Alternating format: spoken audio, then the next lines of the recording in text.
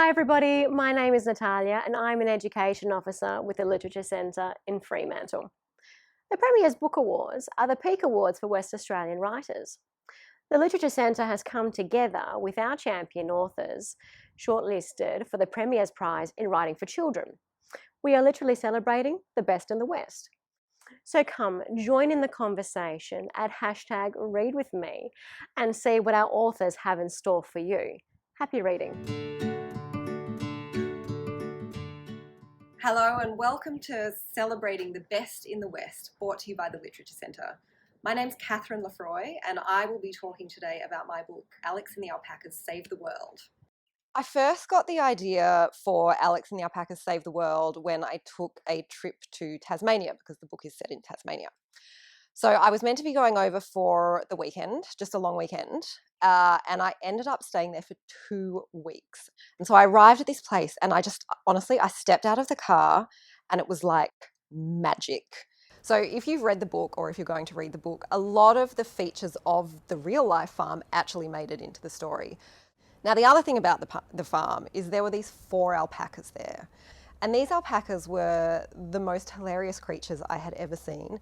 They kind of like wandered around like they owned the place. They weren't penned in or anything. So they just walked around and they'd sort of come up to you and they'd be like, hey, how's it going? Obviously they didn't talk, even though in the book they do talk. And it was like they had these secrets that they were keeping from you, that they were in on the joke and you weren't.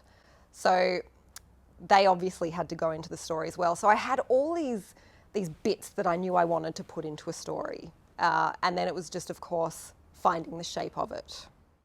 Okay, I would love to read a little bit to you from Alex and the Alpacas Save the World now.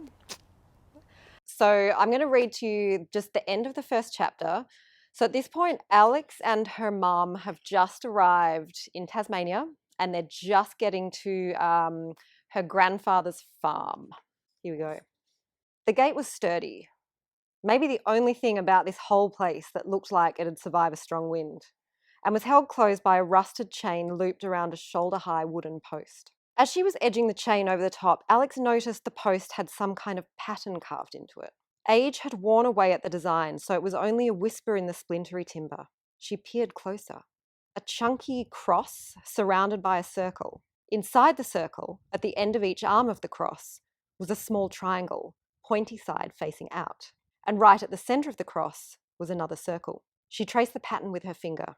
Some kind of symbol, perhaps? Whatever it was, it looked old, really old.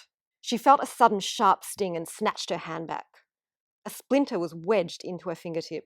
Great, she muttered, squeezing until she could ease the shard of wood out. She shoved her finger in her mouth, trying to suck the ache away, and scowled at the symbol and the drop of her blood that had left a tiny dark stain on the wooden post.